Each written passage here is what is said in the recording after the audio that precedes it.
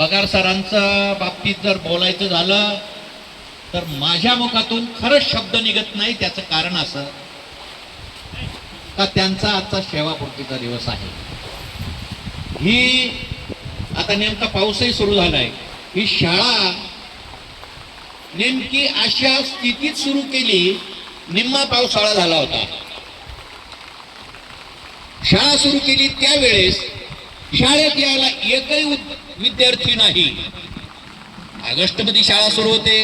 एक तर अगोदरच या गावाला दुसरं हायस्कूल एकाने उघडलं.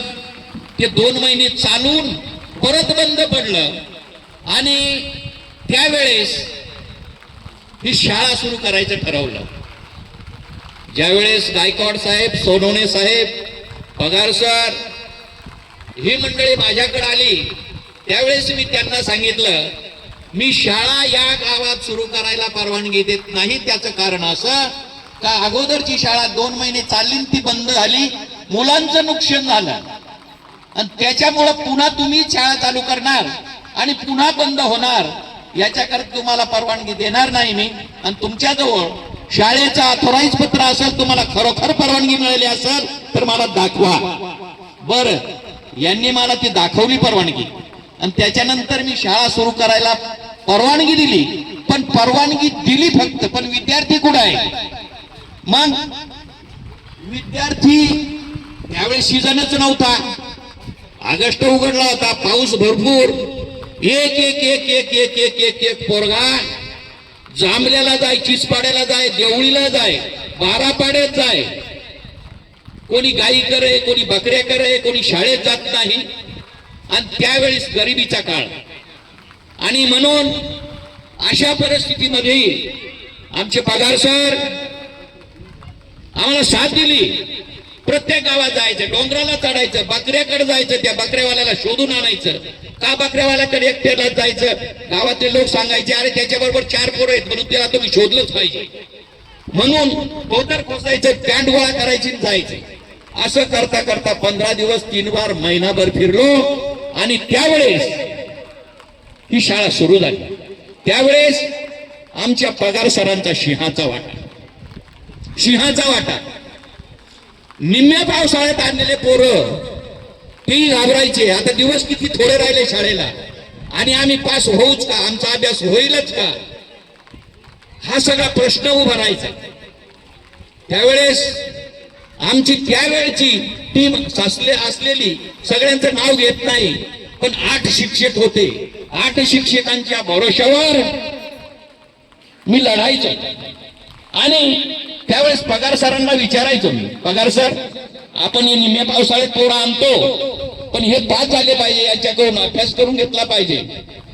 पण पगार सर त्या बाबतीत जननी जिनेवतो एक तो सूर नाही तर दाता नाही तो वांच भली.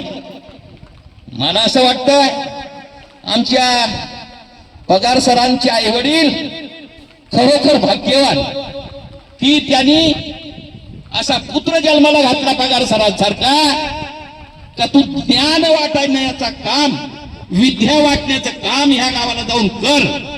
तर खरोखरच त्यांनी ते मुलं त्यावेळचे काही यायचं नाही तरी पण टाकून ठोकून गुन्हेगारी करून ते पोरं तयार केले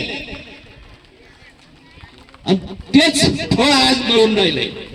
माझ्या पगार सरांनी एवढी मेहनत केली, शिक्षकांना सांगितलं, त्या वर्षी तर पोरांकडून अभ्यास करून घेतलाच, पोरं तर पास झालेच, पण त्याच्या दुसऱ्या वर्षीची मी हमी घेतली होती. तर दुसऱ्या वर्षी पोरं पास झाले आणि या शाळेचा 80% 90% निकाल 10वीचा लागायचा. त्याच्यामध्ये सगळे शिक्षक वृंद आमचे खूप मेहनत करणारे आमचे शिंदे सरासारखे, सर्वांसारखेच एकदम एकजुटीनं काम करून पोरांचा अभ्यासच करून घ्यायचे, पोरांचा रिझल्टच करून घ्यायचे. कुठल्याही परिस्थितीमध्ये आमच्या पगार सरांनी ते मागे पुढे पाहिलं नाही. विशेष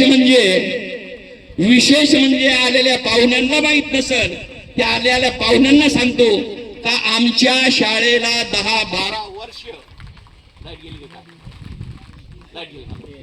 आपल्या यासाठी माहिती हॅलो इकडे घे जवळ माहिती आमच्या हॅलो हॅलो हॅलो इकडलं बटन साऊंड इकडे उचलून घ्या हॅलो हॅलो आमच्या शाळेला एकतर नॉन ग्रँटेड शाळा, पगार नाही, शिक्षकांचा 10-12 वर्ष पगार नाही आणि 10-12 वर्ष पगार नसून सुद्धा शिक्षक इतके मेहनत घ्यायचे, पगारच नाही. 2 महिने पगार नाही झाला तर बोर्डच्या निघतो. काय होतंय भयानक. पण जर 10-12 वर्षे आमच्या शिक्षकांचा पगार नाही, आमच्या पगार सरांचा पगार नाही, तरी कळवण कुठं पायपीट करत किंवा गाड्याने किंवा कोणत्याही हालात मध्ये इथं येऊन पोरांना मार्गदर्शन करणार, शिकवणार आणि ते ज्ञानदानाचं, विद्यादानाचं काम त्यांच्याजवळ कधीही मागं राहिलं नाही, कधीही मागं राहिलं नाही. मला आज मोठी अशी तेच प्रसंग पडलाय का या आमच्या विद्यार्थ्यांचं कसं होईल. पगार सर, मी तुम्हाला विनंती करेल, रिटायर झाले तुम्ही तरी सुद्धा एक अर्ध्या वेळेस येत जा, आमच्या विद्यार्थ्यांना मार्गदर्शन करत जा. शिक्षक आहेतच, तुमच्या खांद्याला लढणारे शिक्षक आहेत. शिंदे सरांसारखे, दोंदार सरांसारखे आहेत, सगळेच आहेत. सगळ्यांचं नाव घेत नाही. सगळे शिक्षक मला चांगले मिळाले माझ्या गावाला, त्याच्याबद्दल सगळ्यांना धन्यवाद देतो. पण पगार सरांना अधिक धन्यवाद असं देतो का त्यांनी फारच या ठिकाणी वेगळं काम केलंय. मी तर म्हणतो त्यांच्या आई वडिलांना म्हणूनच मी धन्यवाद देतो का असेच मित्र तयार व्हावेत आणि असंच ज्ञानदानाचा, विद्यादानाचं काम त्यांनी प्रत्येक ठिकाणी करावं. असं काम केल्यानंतर माझा भारत देश, माझा गाव कधीच मागं राहणार नाही. पण तुमच्यासारखे लढवय्ये सूर पाहिजे. याच्याकरता या ठिकाणी आज आता खूपच बोलायचं होतं मला, पण पावसाचा असा खेळ आहे, त्याच्यामुळं शिंदे सर, इतर सरांनी त्यांच्या पावलावर पाऊल पुढे चालावं आणि त्यांच्या पद्धतीनं त्यांचं काम करावं. काही अडचण आली तर शिंदे सरांना माहित आहे, पगार सरांना माहित आहे, कधीही मी तुमच्या बरोबर आहे, कधीही मला उपयोग करून घ्या. आजही सांगतो मी आणि आजपर्यंत तुमच्या बरोबर राहिलो, आता इथून पुढेही राहणार आहे. पण कधीही अडचण आली तर आम्हाला सांगा, आम्ही गावकरी तुम्हाला कधीही मदत करायला तयार आहे, कधीही ना म्हणत नाही. फक्त मी तुम्हाला एवढीच विनंती करत, गायकवाड साहेबांना, सोनवणे साहेबांना, तुम्ही एकत्र या, एक विचारानं चला. आम्ही तुमच्या पाठीशी कधीही उभी आहेत, एवढी मी तुम्हाला ग्वाही देतो. आणि कधीही आम्हाला काम सांगा, आम्ही लढायला तयार आहे. पगार सर,